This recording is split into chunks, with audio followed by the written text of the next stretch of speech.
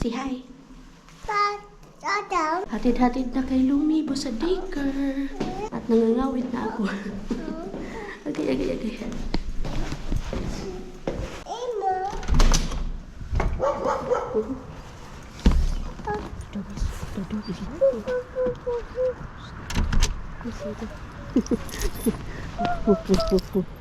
Tingnan niyo yung weather mga madi.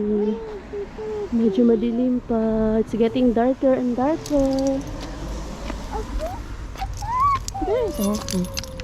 Turn on the lights, son. Turn on the lights. Diba? Nauutosan na talaga. Pinapabukas ng ilaw. Marunong na magbukas ng ilaw. Nakalimutan naming mag-brush first ng teeth kasi kumakain ng cereal. Tapos, anong oras na? Sige lang yan, okay lang yan. Misa son silmat. Misa son nena. Misa son su. Hampat. Misa son pa. Korbat. Alam na ni Lumi. Parts of the body in Finnish. Tapos, numbers in Finnish. Hindi namin yan siya tinuturuan eh. Gustong-gusto niya lang matuto. Ayan, hatid ko muna si Lumi. Then magpapagas ako. Kaya baka mas mura yung gas ngayon. Kahit paano. Kahit mga 2 cents lang. Pwede na. And then, babalik ako sa bahay. Kakain. Mag-half bath. Hindi pa ako nag-half bath mga madi. Tinamad ako mag-half bath gabi. And then, sa kalalaga. Sa school. This is our life. Ay. One eternity later. Hello mga madi. One eternity later. One eternity talaga. Yung pasok lang naman ngayon namin ay 3 hours lang naman. So kakatapos lang ng ating pasok, school, nag-lunch, at again, meron na naman tayong take away na lutong pagkain. Si Mister na naman ang matutuwa nito. Well, actually ako din naman kasi laking tulong talaga niya mga madi. Ay, hindi nga lang ganun kadami yung nakuha ko kasi give chance to others, kaya hindi na ako dadaan kay Lani para mag-share someday. At the same time, kailangan kong umuwi agad kay ang daming kong kailangan gawin mga madi. Ang daming mga assignments, mga obligasyones na dapat gawin. Kay may mga may mga deadline at ayoko na madagdagan. Padami yung aking mga kailangan gawin. So uwi na ako. Mamaya pakita ko sa inyo dun sa bahay kung ano nga ba yung ulam na take away natin. Yung iba kong mga kaklase may pasok pa sila. Kaya meron silang extra curriculum ba na mga subject na kailangan nilang attendan. Ay ako, dahil pangalawang vocational course ko naman na to, na pasa ko na yung mga extra curriculum na meron sila ngayon. Napasa ko na yon during my first vocational course, which is thank you Lord. Sobrang nahirapan ako doon kasi ang daming mga extra curriculum na kailangan ipasa. So hindi ka makaka-graduate hanggat hindi mo na ipasa yung mga required or di kaya yung mga chosen lang na mga extra curriculum. Kahit chosen lang yun, hindi siya required, pero kailangan mo pa rin siyang maipasa. O di ba ang gulo? Required, chosen, pero kailangan mo siyang maipasa. Wala na ba yun? Tara na mga madi. Uwi na ako ng bahay. At hindi ako nakapagpagas kanina kay mahalis. Ayan yung gas natin, 3 linya na lang yan, pero kaya yan mga madi. Tara, uwi na tayo. Bahay na pala mga madi. And ito yung ating pagkain na nakuha ngayon. Patatas. Buhal patatas. At yung partner niyan ay parang ano siya, parang fish patties and meatballs. Hindi nyo lang makita ng maayos. Ayan siya mga madi, dyan sa ilalim, natabunan ng sauce. Pero yummer siya. Medyo madami-dami din yung nakuha ko. Yan yung magiging dinner mamaya ni Jusawa at ni Lumibo. Patatas. Ay, hindi. Actually, meron pa kaming fish. Tinulang fish. Pero pwede din naman si Lumi kumain nito. Para maiba naman yung kanyang dinner. Kaya nakadalawang dinner na yun na puro tinulang fish. Tinulang fish. So, salamat Lord sa grasyang nadawan. At yung gagawin ko ngayon, ang dami kong kailangan gawin ngayon mga madi. Kaya ang kalat na naman ang bahay. The next day. Good morning, good morning. Say morning. From the good morning galing sa batang Diyos ko, early in the morning talaga namang Diyos ko, sinusubok ang aking pasensya mga madi. Grabe talaga ang lumi.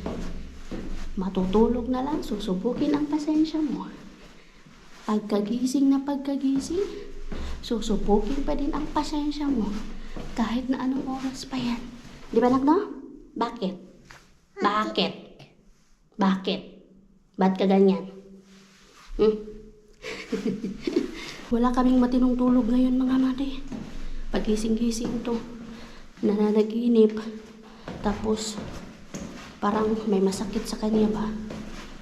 Kaya, nananaginip, umiiyak, nagigising. Walang matinong tulog, pati ang nanay. Grabe, what a day. Nagising kami mga alas 5.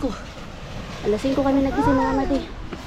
Ang tingnan nyo, madilim na madilim pa din. Kaya wala pa mang 7:30. At the same time kasi, umuulan. Tara na nak, umuulan siya mga madi. Nakakaantok pa. Pero no choice ka kundi gumising. Kaya may mga obligasyones.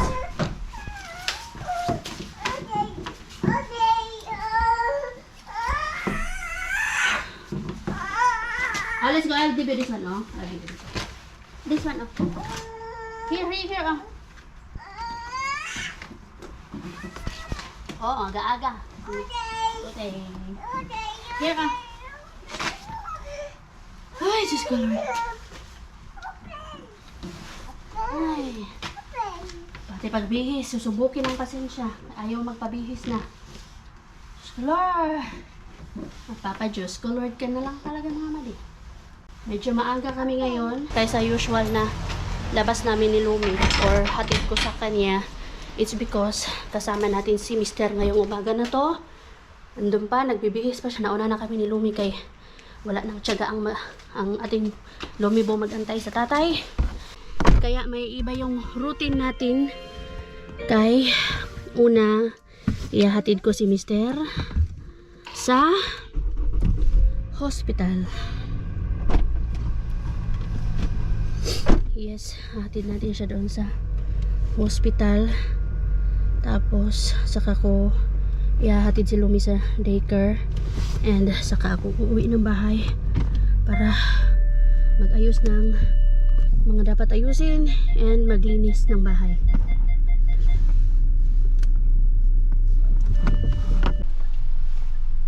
Lumi, walang kamalay-malay. Ah, si Babay to easy. You kiss eh. Kiss. Walang kamalay-malay. Papaalam pa rin siyempre. Kiss, easy kiss. See you later, easy. Love you. You can do it easy. Hug, hug. Hug. Oy. Oy. Morning. Alas. Sabay. Easy luck. Waist lock, easy. You can do it. Ay, sakit sa puso mga padi. Pero siya. Hey, easy. Ito na si easy. Ay, kaya niya yan. Kaya niya yan. Kaya niya yan. So ngayon, hatid ko muna ang Lumibo mga madi. Ayan na mga madi. Hatid ko na yung mag-ama ko. Eto ngayon, pabalik ako ng bahay. Kaya nakalimutan ko yung gloves ni Lumi. Akala ko, bit-bit ko kanina. Alam ko talaga, bit-bit ko. Dalawang gloves yun.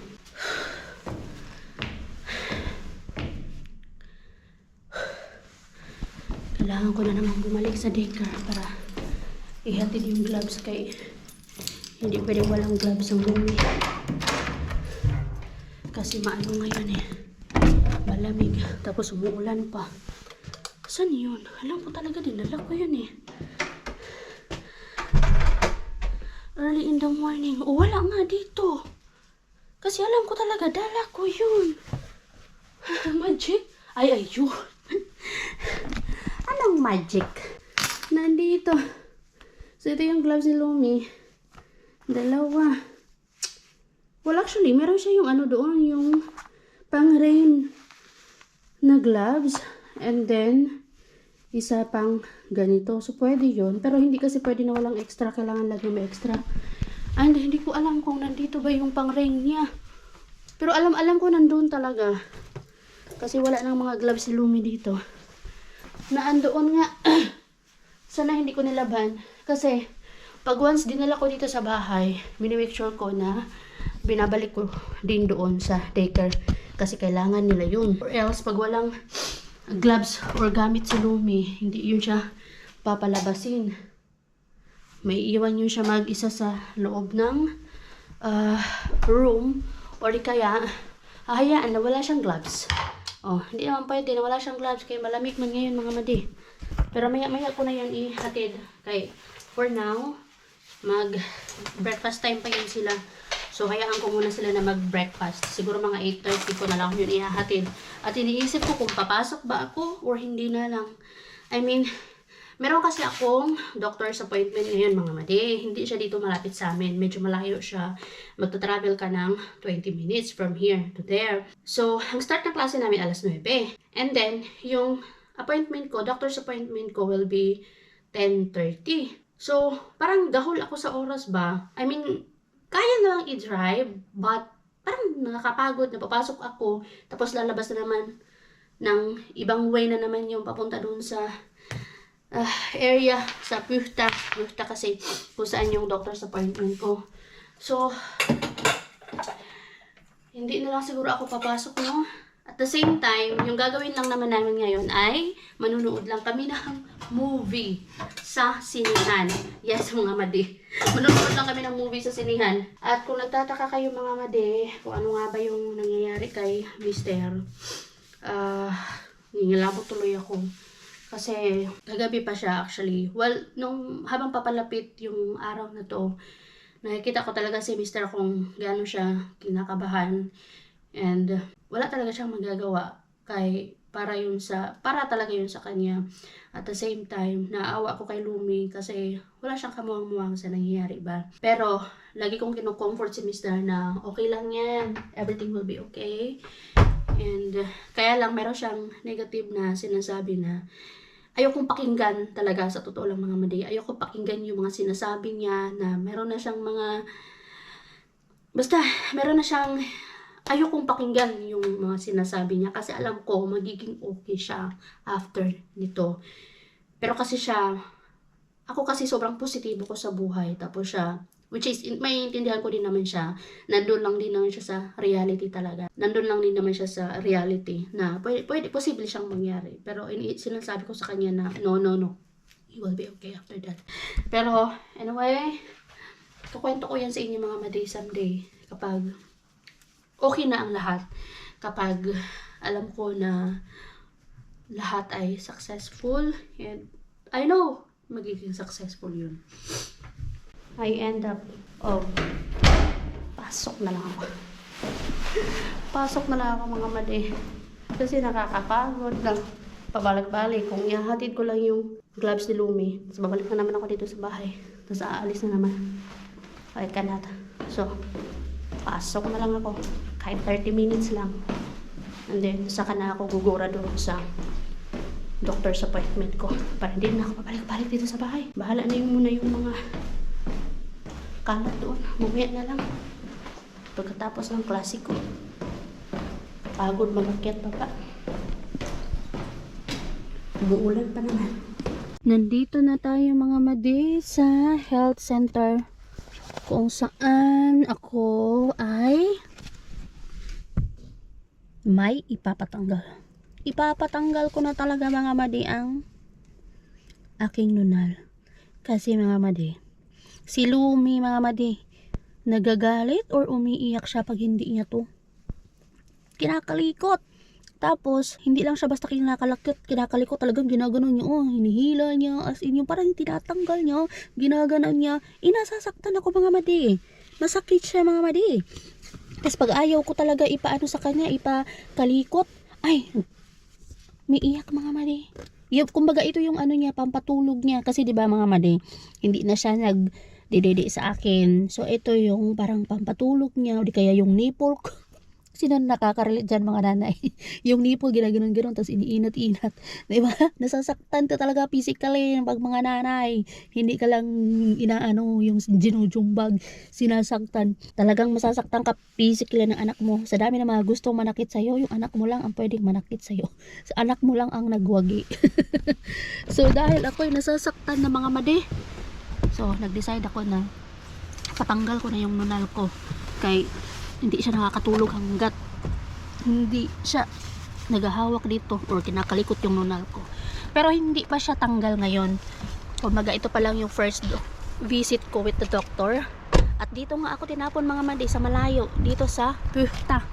Pero ano lang naman to, 16 or ano, mga 18 minutes drive siya galing sa Kotka. And hindi naman ako nahirapan kasi magaling din naman tayo sa navigator. So medyo maaga nga ako kay, di ba, nag-decide ako na pumasok na lang sa school. And so doon sa sinihan, nanood lang ako ng mga 30 minutes and then umalis na ako. Napaalam ako sa teacher ko. Tapos hindi lang pala kami yung nandun, yung mga nasa healthcare na mga estudyante. Marami kaming nanonood ng movie doon. Tapos after nito, babalik ako sa school. Mga alas 11 yun sila matatapos. So saktong-sakto lunch time. First time ko dito mga mati. Anong klaseng health center to? Maliit lang to yung Puhta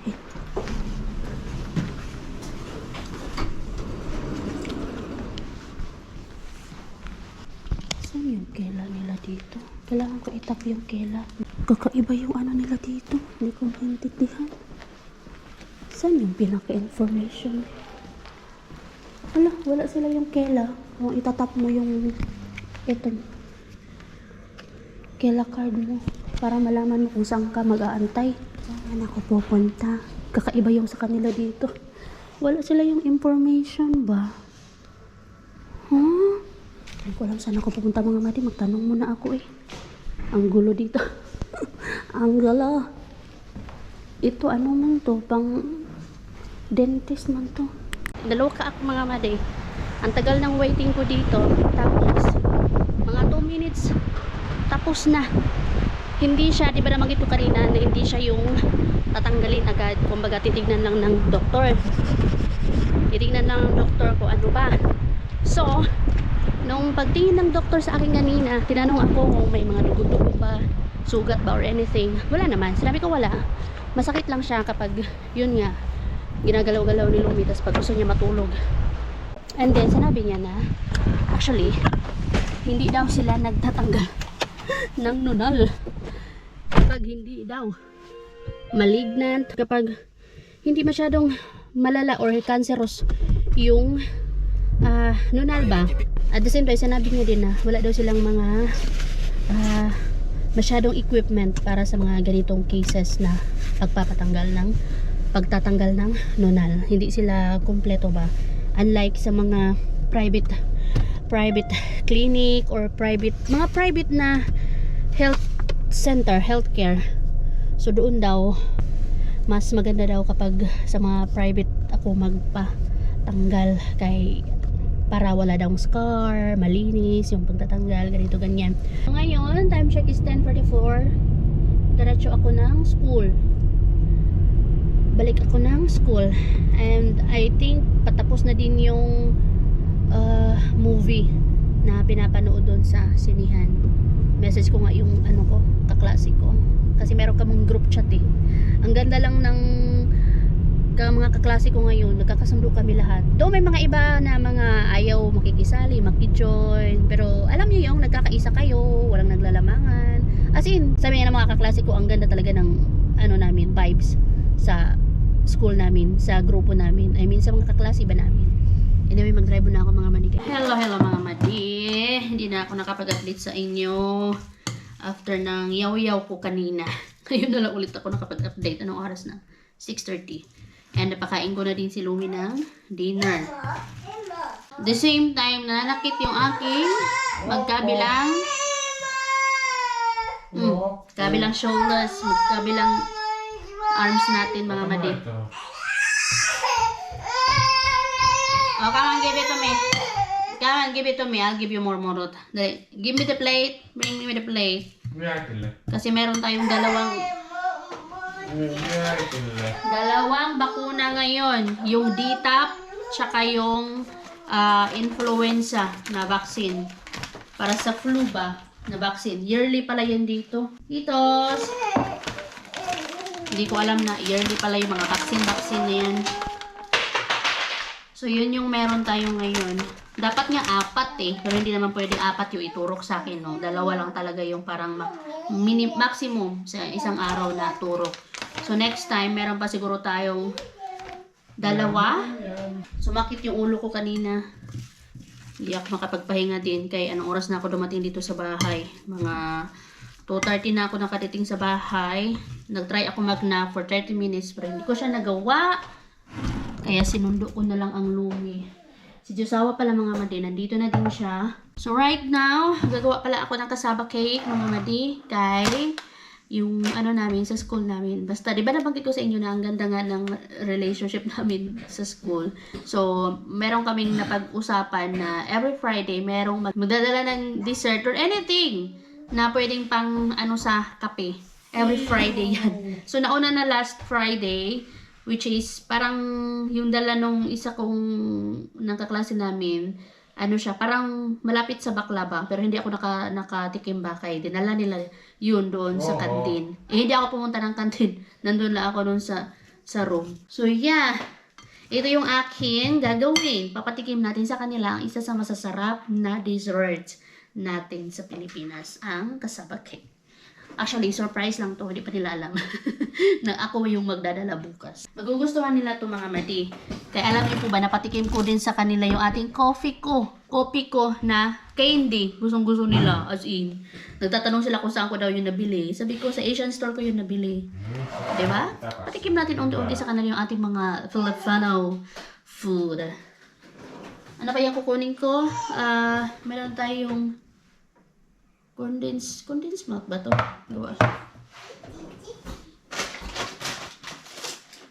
Same lang pala to nabili ko. Condensed milk. Bakit ganito? Sweetened. Right. Ito, English. Dito pala sa likod. Condensed milk. Evaporated milk. And, ano pa ba kailangan? Egg. Egg pala, egg. Kailangan natin ng 2 egg.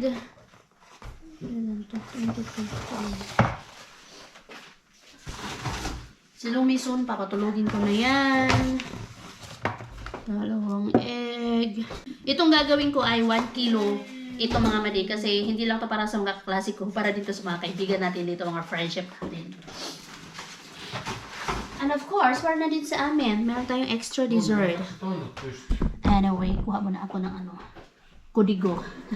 Kasi hindi ko malala. Hindi ba masarap ang masarap ang saan yung ating kodigo? 1 cup coconut milk. Ay, coconut milk mo na.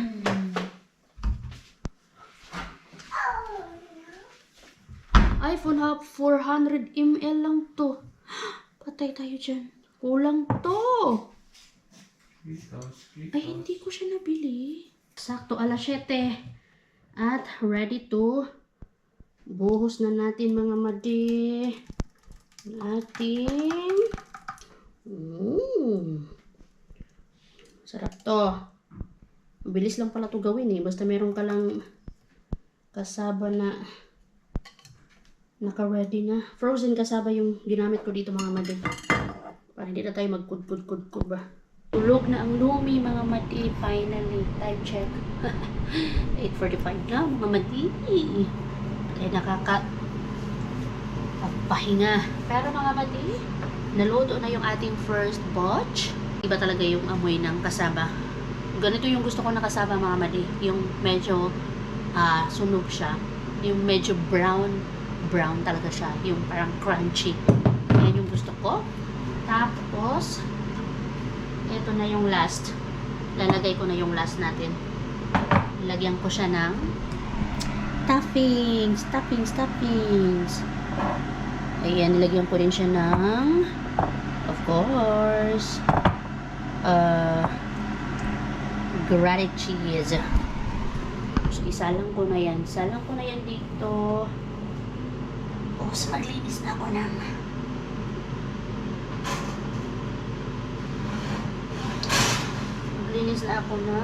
kusina. On na ako ng dishwasher natin kaya para makaupo na ako.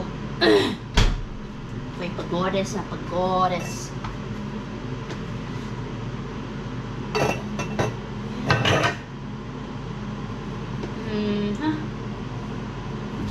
tapos kakain tayo mga mati. Kailangan tikman natin. Siyempre, di pwedeng walang taste. Bidaw. Man natin to.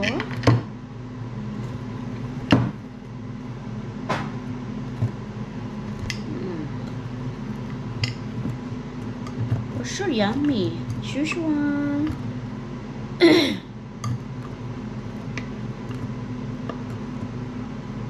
Ba't kaya yung nung kasaba, malambot siya pag bagong luto. Pag nilagay mo na sa ref, tigas na. Ay, bet ko.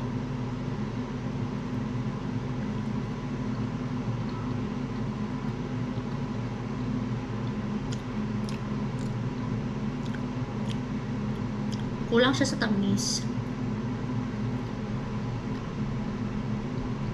Kulang nga siya sa tamis mga madam. Pero okay na din. Kulang sa tamis. Pero pwede na din. Kasi ayoko ng matamis. Yum. Kulang din siya sa toppings. Kasi hinati natin yung toppings. Yum. Kape mga madam. Anyway, end na natin yung vlog mga madam. Bye-bye. See you on the next vlog.